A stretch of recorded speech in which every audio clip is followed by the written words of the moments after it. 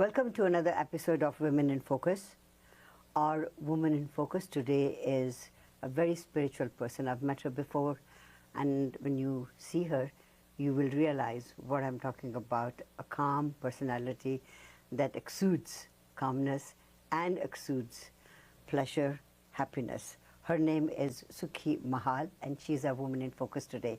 Welcome to our program. How are you doing? Thank you, Shushma. Very well. How are you? Fine, thank you. Now that I've rekindled when we met first, that feels like as if a decade ago. Yeah, almost a decade ago. Yes. How are you doing? I'm doing great. Thank you. Still going on with your, path? Still going on with meditation. Yes. More so now, getting it out into the world. Yes. When we met, it was more about myself. Now it's more about the world. Now, I always wonder. I mean, of course, in our religion and our spirituality, there are a few stages in one's life, right? And I've always been fascinated by that: brahmacharya, grihast, vanprasth, and sannyas. So, a spiritual person or a person who goes towards spirituality would come into vanprasth, which means after the age of 50, and then sannyas after the age of 75. And you've gotten into that stage way early in your life. How did that happen? Shushma ji, I think divinely ordained is all I can say. I didn't plan it. No. I definitely didn't plan it. It's something that organically happened. Born and raised in England, spirituality wasn't even a big part of life. It was like, and parents weren't very religious either. So it was like, do life, have fun, this and that, the other. But in my 20s, the pull became so strong, I couldn't ignore it. There was just no way that this could not be part of, or I could not go back home. We are that, right? Yeah.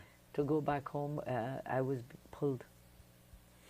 There must be a catalyst. There must be a moment that is etched in your mind as to when that bulb came up.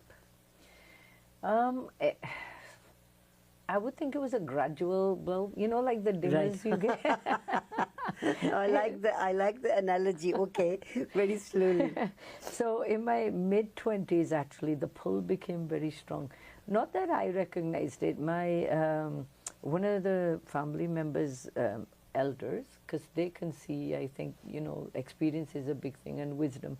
And she would say to me, Sukhi, you can connect. You can really go the spiritual way. And at that time, she would want to go. She was in the 70s. Gurdwara Sahib jana. She would want to go to the Gurdwara Sahib, and nobody would want to take her. All the family, no, we're busy. And I'm like, I will take you. And she said, just drop me off. I know you have kids and this and that. No, I'm like, I'll sit with you till the end. I just wanted to.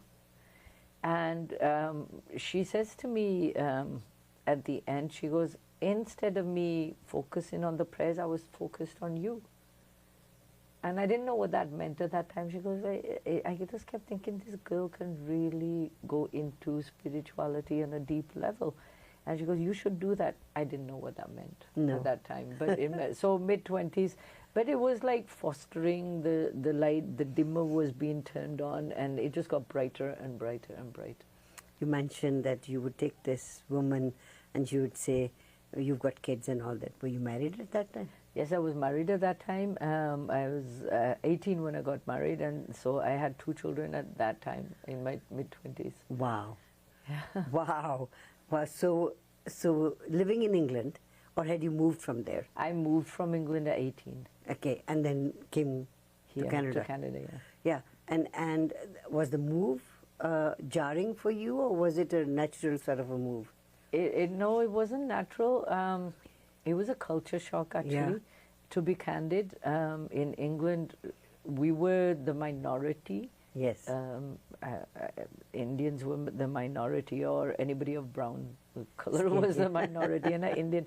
So, it seemed majority.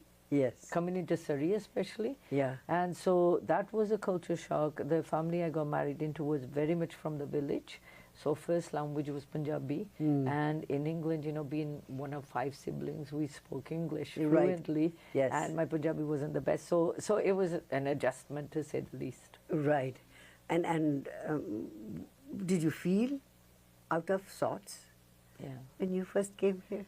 Yeah, I felt out of sorts in community, but you know, I thank God I was just naturally one of those people that can adjust to any environment. Yeah. So you know, happy-go-lucky, and like I actually I think became the novelty of everybody because they were very much from Punjab. Yeah. And I just said what I felt, and you know, I don't know. It was just much a. It was your upbringing, I guess. It was the upbringing, and now, as a child, out of both your parents, which one guided you the most? You mean spiritually or Otherwise. life-wise? Life-wise. My parents were very hands-off. Yeah. They were very hands-off. Oh, parents. they were not helicopter parents. They were not helicopter parents. In fact, you know, at the time that they came in the 60s to England, it was a very tough time financially, and when they immigrated, it was, you know, with pennies. Survival was very important. So where were you in England? In Yorkshire. Yorkshire. Yeah. So for them, survival was important. So the double shifts. Yes, both of them working. Both of them worked very hard. Yes. So my older sister, you could say, raised us. Ah. And you know, when the older sibling becomes parent, they become helicopter parents. And what number are you in the packing? I'm middle, number 3. Rebellious to a certain extent. I think, Shushma, you have to be to get something right. In hindsight, I think even on this path, to really break the barriers and the prejudice and the brainwashing that we've been, you know, you have to get married, you have to do this, you have to do this, you have to fit into this cookie cutter of society, you have to be rebellious. And I was always rebellious.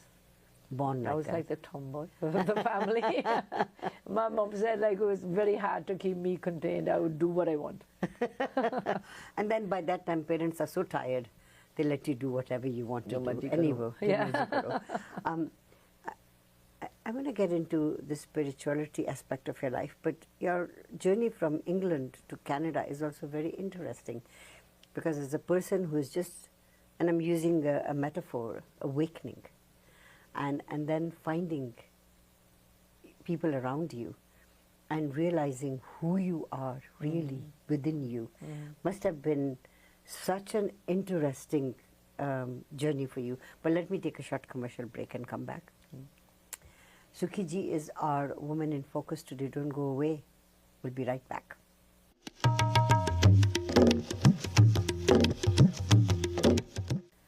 Welcome back to Women in Focus. Sukhi ji is our Woman in Focus today, and we're talking about you married at the age of 18 children by the time you're 20, looking after your family, plus, you know, being interested in people around you, especially this older woman. Was she a relative? Yeah, she was actually my in-laws. She was actually my ex-husband's, now ex-husband's aunt. Dadi. Oh, aunt. Bua ji. Ah. And so she was quite influential in that seed planting, I would say. Right. You know, I always feel, and correct me if I'm wrong, that people, especially the ones who can see through you, can give you sort of a mantra, you know, a saying. She said to you, you can get into this, because she had the power to see through you and say, this person has got that capability. And how long did it take you from that point on to be who you are today? So I was... the dimmer. The dimmer was tender. I think I was, you know, it's very foggy between 23 to 25 years of age. Shushma ji, I'm 29 now. I'm 28. So I'm 53 now. Yes. So yes, from there to now. But after she said that, it wasn't like, you know, life changed or anything. No, of course life not. kept going on. But there was always some kind of catalyst for me to go in, to go in. So that started happening early 20s, even though like 2 young children and that, it almost like it didn't matter. It didn't matter what external responsibilities, it was like quickly do this so I can do this. So I can go back into myself. So you said come back home and you touched your heart. Explain that to me. Shushma ji, we have made home like the dwelling, and everything around us, possessions and everything has become a reality, which is actually our illusion. When we break free of that illusion, the mind concepts and our perceptions, otherwise we're living perceptions, you know. When we break free from those barriers, we go inward. Home is here. Home is the heart. Home is inwards. It's not this external environment that we've made. Comfort to go into your dwelling, but can you imagine, we go home after a hard day's work, we're like, oh, I can be myself. Now take that many steps deeper, we go home into ourselves. I am myself. Yeah. You know, who am I wakes up from here. Who am I? Yeah. Who am I? So I was able to... who are you? Divinely guided. We are a soul having a human experience. Yeah. We are God in action, actually, Shushma ji. A lot of people find that very hard to digest, but we are God in action. Well, you know, when we say namaste, we do say, I bow to the God within you. Within you, yeah. So you are a part of that Almighty. So whatever form you want to give yourself is up to you, right? Yeah. So we are God veiled by form. We're veiled by this form. And so most people identify with the form and forget that we're God in action. So namaste is actually that, seeing beyond the form to go deeper. Yes. And now your life has completely, I guess, changed 180 degrees? 180 degrees would go round back to the same point, right? Okay, 90 degrees. Hopefully 90, yeah. Yes. 90 degrees, absolutely. I'm not the same person I was back then. Absolutely different. Even my family, my cousins, everybody's still in England. Yes. And now when they hear and see like the YouTube videos and etc., they're like, oh my God, is that the same person? Is that the same person? But yeah, complete change. So your connection with other humans, one-on-one, and you mentioned that I want to, reach one person at a time or 100 at a time. How successful are you in that? Within yourself? Within myself. So divinity has a way of, when the student is ready, the teacher appears. And students are very ready now. I would say the world is ready for a real, true connection. Why? Because times have changed. COVID really was a catalyst, I would say. People look at COVID as like this traumatic time, but I think it was divine. How many people had to go home? Literally had to go home, locked up. And in that, we were forced to look at ourselves and like, okay, if this world that we're running out to is not real, what is? Right. It was a big change in universal energy. Yeah. I think that really helped. Secondly, now look at the wars in the world.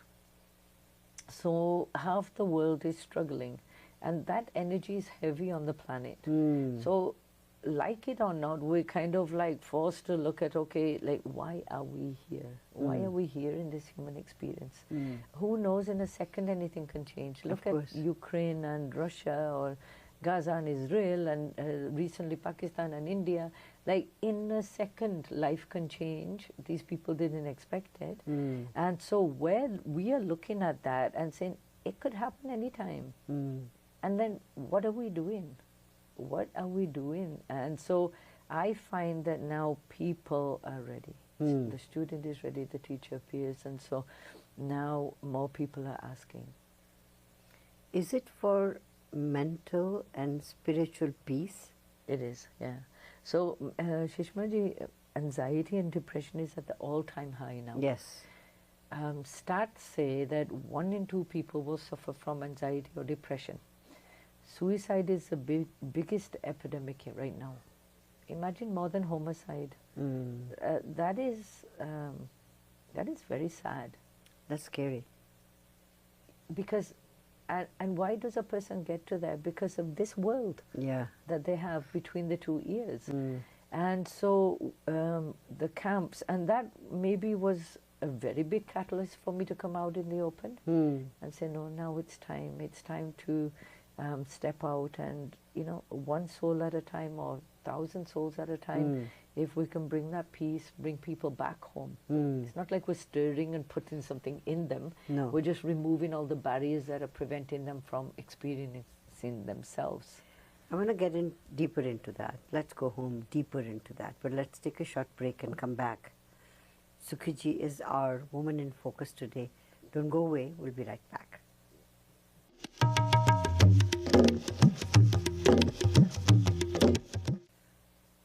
Welcome back to Women in Focus. Our woman in focus today is Sukhy ji. We're going to go back home, and you've used that word a couple of times. So I understand you're doing some seminars here. Can we talk a little bit about that? Sure. I call them spiritual boot camps. And why boot camps? Boot camps, yes. Yeah. Many people ask me, why did you pick boot camps? I don't think I picked boot camps. Divine gave me boot camps. And why do we do physical boot camps? It's like, a complete renewal of the body, strengthening of the body. So this is a spiritual boot camp. Okay. So it's a renewal and strengthening of the soul. And it's 8 days continuous. Okay. The next one here, we do them every 2 months. The next one here in Surrey is 22nd of June to 29th of June. 2 hours every day. 2 hours every day. What time? The 2 Sundays that we have, 22 and 29, is 2 p.m. to 4 p.m. Okay. And Monday to Saturday, through to Saturday, is 6:30 p.m. to 8:30 p.m. Okay. Now, many people feel, I think, and then many people think, I think that you can go back home into your own self any time of the day. But the ideal time for many is early in the morning or late at night. What do you think? I think, Shushma ji, any time, because all times are God's times. Yeah. And the more difficult we make it, the more dogma and rules we put around it, the more people are inclined to not go there. Because it's structured. It's too structured and too rigid, and it should not be. We are that, carrying a body, so why can't we go there anytime? But having said that, for some people, because the day is busy, like they have their work, they have their schedules, they have the kids, they have that. So early in the morning is the only time they can take out. And that's the time maybe their mind is clearer and quieter, and universal energy is quieter. The hustle and bustle of the day hasn't started. So it becomes easier for them to connect at that time. And I think for beginners, that might be an easier time because it's so quiet externally, and then internally we're quiet too. So the connection time becomes easier then. But our process is take 5 minutes whenever you can. Now, what are people who might join you or would want to join you, what should they be expecting? Or what is their expectation? Or what is your expectation? I don't have any expectation. Life has taught me not to expect. Let people come as they are. Come as you are. Yeah. With your curious self, with your skeptic self, with your baggage, if you have baggage, with your drama, trauma, commotion. Everything. Come with it. Yeah. Because the process is release, relearn, regrow. So we will release together. Yeah. And relearn and regrow. And do you find people feel lighter after they've finished your course? Absolutely. On the 8th day, we do have feedback, like people give feedback on their experience, and a lot of people walk away with this life-changing, a different way to look at life, a different way to live life, and truly knowing themselves. So do they have to let go of partying, drinking, smoking, all those nice vices that people have? Nice, you use nice. Eventually purity prevails. Yes. what is purity, the soul? The soul doesn't need all that. No. So we start identifying with the soul, and we realize those are just things that actually keep our body heavier. If we're living in a sattvic life, sattvic is purity. So we realize what is good for my body to connect and stay connected to myself, and what is not. Do we put that on people? No. This is not a religion. This is Rahe-Ishq. Our path is Rahe-Ishq, the lover's way to God. Devotion, coming out of commotion to devotion. So it's a lover's way to God. It's through the heart. And the end goal is evolve into oneness, which is what our movement is called, evolve into oneness with the Rahe-Ishq. I always used to joke around about my name, Sushma. And I used to say when I'm past 75, I'll call myself Ma Sush. Have you gone to that part yet? My name has changed over time, not from me, yes, but from people. And now some people do call me Guru Ma, but yeah. I mean, whatever somebody resonates with, you can call me Sukhi, you can call me Sukhi ji. I'm sure people have different names too. Yes. And some people call me Guru Ma, and it's... How do you feel about that? Old. And so old has a different connotation for you. It does. So, when I was younger and looked at older people, it's like, okay, something in me always told me wisdom comes with age. Yes. Funnily enough, I look back and that was innate knowledge in me. Now I absolutely agree. Wisdom, with experience and age, we can look at life in a different way. Even though I'm not that old. Yes. But I am. yeah. So I mean, you would be able to speak to that. You're a very wise woman. I'm going to keep that. yeah. So it's good. It's good. And funnily enough, that people started calling me that at the same time. My daughter bought me this chain, and it says "Mom." And so, global mom now. Very nice. I like it. How do you feel? Good? Yeah, I feel like I'm here to nurture and bring people back to their true self, cradle people back to their self, so that's what I'm doing. Beautiful. Yeah. I think that is a very noble cause that you have. And I thank you for coming to our studios for that. Thank you, Shushma ji. Thank you. Sukhi ji has been our Woman in Focus today. Don't go away. We'll be right back.